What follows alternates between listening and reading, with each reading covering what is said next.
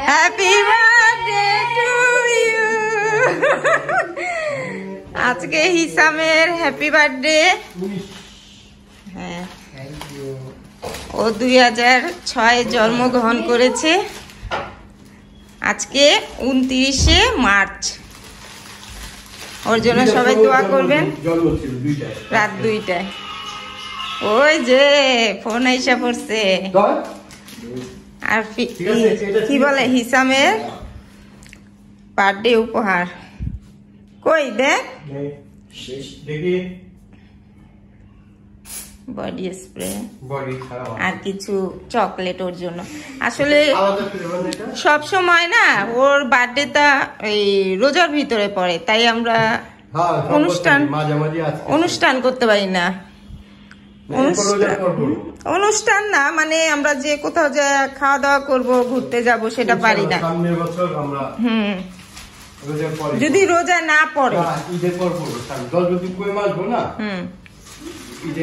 প্রতি বছরই ওর রোজায় বার্থডে পড়ে। সবাই হিসামের জন্য দোয়া করবেন। ওই যে ওর ফোন আসতেছে, এখন সবাই উইশ করতেছে। ওরে বাবা, সব তো তুমি নিয়ে নিলা। থাক, আর দিতে হইব না। আরফি নিছে তো, আরফিকে আবার অর্ধেক দিয়ে দিল। বলতেছিলাম যে হিসামের যে ওর জন্ম তারিখ 29শে মার্চ, সেটা সবসময় রোজাতেই পড়ে। যেমন বিশ্বজার পরে, তখন এমন তো আমি বাচ্চাদের বার্থডে অনুষ্ঠান করি না। তারপরে যেমন ধরেন একটু আমরা ঘুরতে টুরতে চাইতাম বা একটা বুফে খাইতাম, তো সেটা আর হয় না, কারণ রোজার শেষের দিকে করে যায় বিশ্বজার পরে।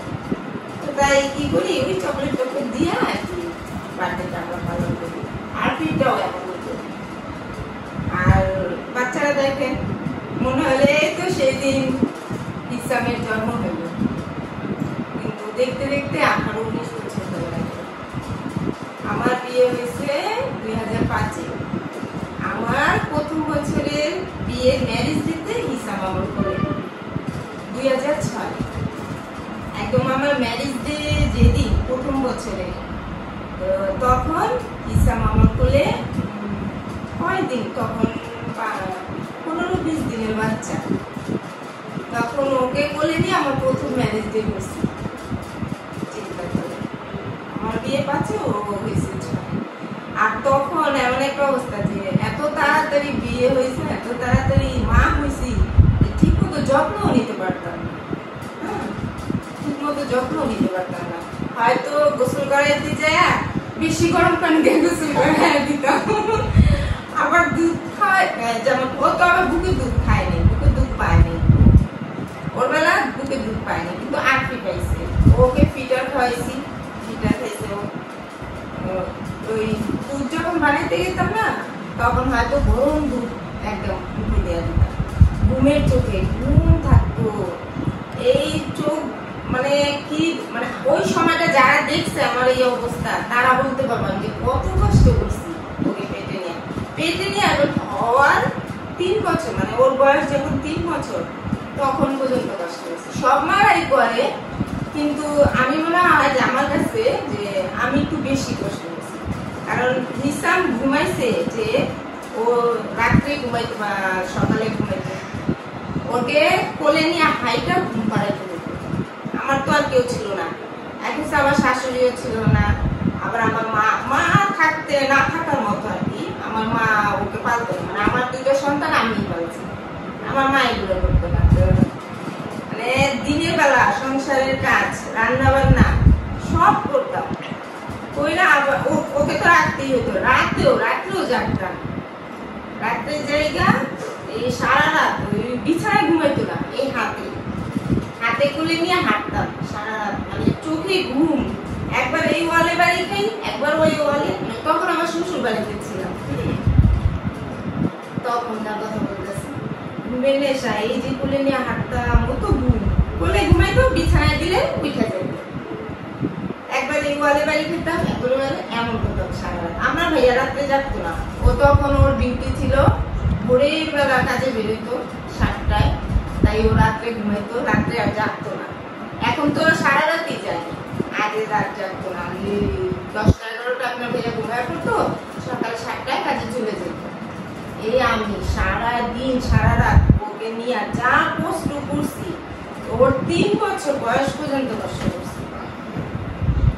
3 বছর, ও 3 বছর পর্যন্ত ভাতও খায়নি, অনেক কষ্ট। আর হচ্ছে কি বলে, ঠিক মতো গোসলও করাতে পারতাম না, কেউ শিখায়ও দিত না। এমন মানে আমাদের শ্বশুরবাড়িতে থাকতাম, কিন্তু মুরব্বী তেমন কেউ ছিল না যে শিখায় দিব, যেটা করবা ওইটা করবা, ছিল না। তো কান পরিষ্কার করতে গেলে কটন গাছ দিয়ে বুতো মাইরা দিতাম। কি যে করছি, কি একটা অবস্থা। মানে প্রথম প্রথম মা হইলে মানুষ কি হবে, সবকিছু তো আর অটো শিখে আসে না, আস্তে আস্তে তো শিখে। বাচ্চাটাকে খেয়ালই করতে পারি নাই ঠিক মতো, যত্ন করতে হয়। খুব আফসোস লাগে আমার এখন, জানেন, আমার খুব আফসোস লাগে যে পোলাটা এত বড় হয়ে গেল, কিন্তু ঠিক মতো যত্ন নিতে পারি। আল্লাহ বড় করছে, আল্লাহ পাকের রহমতে বড় হয়েছে আপনাদের দোয়ায়। কিন্তু না নানিরা তো পেয়েছে, না দাদিরা তো পেয়েছে, না নানারা তো, না দাদারা তো, কারো তো পায়। কষ্ট করে বাচ্চাগুলো এই পর্যন্ত। আর যারা দেখছে তখন আমার অবস্থা দেখা অনেকে এই অবস্থা, মানে ও পেটে থাকতে তো আমি 3 মাস বিছানায় শুয়ে আছি। 3 মাস, যখন ও নতুন মাত্র পেটে, তখন বিয়ের 2 মাস পরে বাচ্চা বেরোয়। বুঝতাম না তো কিছু, যে বাচ্চা দেরি করে নিতে হইলে কি করতে হইব, বুঝতাম না। আর কেউ শিখায়ও নাই, এত তাড়াতাড়ি বিয়ে হয়ে গেছে যে আসলে ওই সময়টা এরকম। এখন তো মোবাইলের যুগ না, এখন ছোট ছোট বাচ্চারা সবই জানে, সবই বুঝে।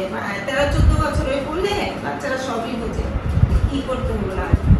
ওই সময়টা না আমার মানে নিজেও জানতাম না কিভাবে কি, আর কেউ শিখাও দিত না কিছু।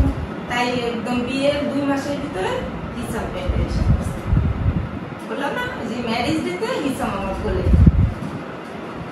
সেটাই তখন আমার এমন অবস্থা হয়েছে, আমি 3 মাস ও যখন পেটে আসছে, বিছানায় যে শুয়ে থাকতাম না, একদম মাঝখান দিয়ে গর্ত হয়ে গেছিল বিছানা। শুয়ে থাকতে থাকতে মানে আমার ওজনে বিছানার ডাইবা একদম গর্ত হয়ে গেছে, আর বিছানা তুলতে পারতাম না। যদি একটু পানিও খাইতাম, সাথে সাথে বমি করে দিত। পানিও আমার হজম হতো, পানি খেলে বমি করতে করতে মানে গলা ছিলাম, রক্ত বের হয়ে গেল। এত কষ্ট করছি, রক্ত বের হয়ে গেল, গলা ছিল। অনেকে তো ভাবছে যে আমি মনে হয় বাঁচবো না। অনেকে যারা দেখছে আমাকে দেখে ওই সময়টা, মানে ও যখন পেটে আসে প্রথম, তখন আমি মনে হয় বাঁচবো না, এত খারাপ অবস্থা ছিল। তারপরে আস্তে আস্তে আস্তে আস্তে যখন 3 মাস পার হয়ে 4 মাসে পড়ছে, তখন একটু উঠা আর কি নিজের রান্না তো নিজেই করতাম, আমার কেউ রান্না করে দিত না। ওই উঠা রান্না বান্না করতাম, এত কষ্ট করছে।